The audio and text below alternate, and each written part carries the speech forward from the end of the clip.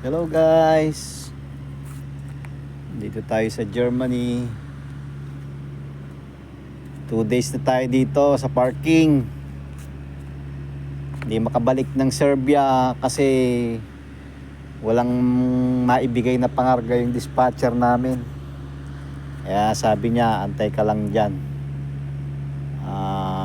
Pag may pangarga na, tsaka ka aabante.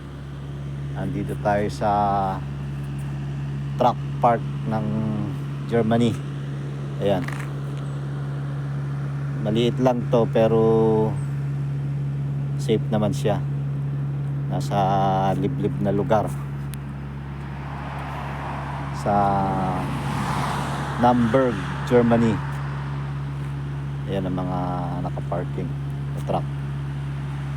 Mga pausa na yan lahat.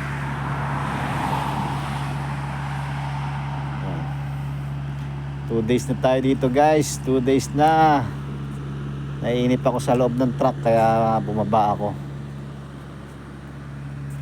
Ayan ang paligid. Nürnberg, Germany. Sana bukas may pangarga na para makabalik na tayo ng Serbia.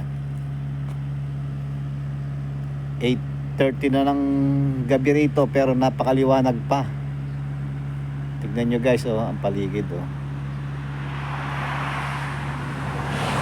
napakadalang ng mga dumadaang sasakyan.